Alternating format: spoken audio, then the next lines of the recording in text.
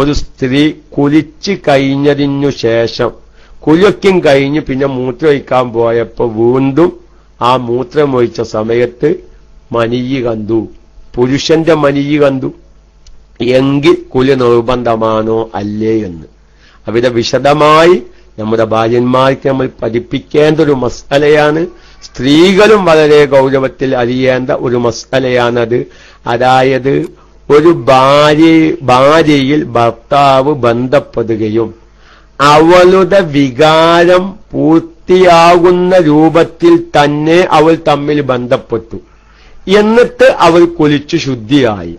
ആ കുളിച്ചു ശുദ്ധിയായതിനു ശേഷം എന്ത് ചെയ്തു? മൂത്രമൊഴിക്കാൻ പോയ നേരത്ത് വീണ്ടും മനിയ് പുറപ്പെട്ടു കുളിക്കും കഴിഞ്ഞ ശേഷം, എങ്കിൽ അവൾക്ക് കുലി നിർബന്ധമാണ്. എന്തേ കാരണം? അത് പുരുഷന്റെ മനിയാണ് ആ പുറപ്പെട്ടതെങ്കിലും കുളിച്ചതിനു ശേഷം മൂത്രമൊഴിക്കുമ്പോൾ പുറപ്പെട്ടതായ മനിയ് പുരുഷന്റേതാണെങ്കിലും അവളുടെ വികാരം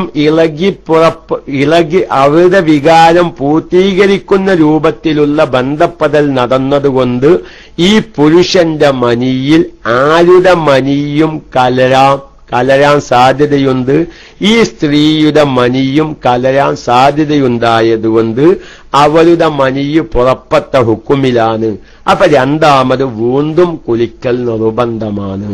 വളരെ വ്യക്തമായി പല സ്ത്രീകൾക്കും സംഭവിക്കുന്നതും ചോദിക്കാൻ മടിയുള്ളതും അതല്ലെങ്കിൽ അറിയാത്തതിന്റെ പേരിൽ വിധി നടപ്പിൽ വരുത്താത്തതുമായ ഒരു രഹസ്യമായ ഒരു മസ്അല എല്ലാവർക്കും വേണ്ടിയും ഞാൻ പരസ്യമായി പറയുന്നു.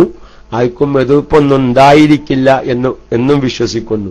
നേരെ മറിച്ച് ഈ സ്ത്രീ നല്ല സുഖമായി കിടന്നുറങ്ങാൻ, സുഖമായി ഭാര്യ കിടന്നുറങ്ങുകയാണ്, അവർ കൂർക്കം വലിച്ചുറങ്ങാൻ. പക്ഷെ അങ്ങനത്തെ ഉറങ്ങിക്കിടക്കുന്ന ഒരു സ്ത്രീയിൽ ഒരു ഭർത്താവ്, അതിപ്പോ സ്ത്രീ എന്ന് പറയുമ്പോ ഈ വ്യഭിചാരത്തിലാണ് ഇങ്ങനെ സംഭവിച്ചത് മസ്അല അങ്ങനെ തന്നെ എത്തോ. നമ്മൾ പിന്നെ അങ്ങനെ അത് പറയാത്തതെന്താ? നമ്മളിപ്പോ സാധാരണ മുസ്ലിമീങ്ങളായ നമ്മൾ തമ്മിൽ അറിയേണ്ട മസ്അലകൾ പറയുമ്പോഴാണ് ഈ ഭാര്യ ഭർത്താവിനാണത്. ഒരു വ്യഭിചാരത്തിലാണ് ഇങ്ങനെ സംഭവിച്ചത്. ഒരു പുരുഷൻ എന്താക്കി? ഒരു സ്ത്രീയെ വ്യഭിചരിച്ചു. കുലി നിർബന്ധാലോ? വ്യഭിചരിച്ചാലും കുലി നിർബന്ധാലോ? അങ്ങനെ വ്യഭിചരിച്ചു, തെറ്റവലേക്കെന്ന് സംഭവിച്ചു. ആ സ്ത്രീ എന്ത് ചെയ്തു? കുളിച്ചു ശുദ്ധിയായി. കുളിച്ചു ശുദ്ധിയായതിന്റെ ശേഷം എന്ത് ചെയ്തു? ഇങ്ങനെ ഇപ്പൊ ഞാൻ ഈ പറയുന്ന രൂപത്തിൽ സംഭവിച്ചു എന്ന് വെക്കുക. ആ പെണ്ണിന്റെ വിധി തന്നെയാണ്. അത് അന്ന് ഉസ്താദ് പറഞ്ഞത് ഭാര്യ ഭർത്താക്കം വിചരിച്ചത് വിധി അങ്ങനെയല്ല, കാരണം ഞാനും വിചാരിക്കണ്ട. പക്ഷെ അങ്ങനത്തെ ഒരു ചിന്താഗതിക്കാരൊന്നും ഇപ്പൊ നമ്മുടെ ക്ലാസ് റൂമിൽ കേൾക്കുന്ന പോലെ ഇല്ലല്ലോ. എങ്കിലും ഞാൻ സാന്ദർഭികമായി ഒന്ന് ഉണർത്തിനു മാത്രം.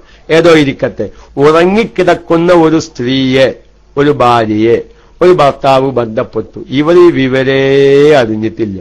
ഇങ്ങനൊരു ഭർത്താവ് ഞാനുമായി ബന്ധപ്പെട്ട വിവരം അറിഞ്ഞിട്ടില്ല.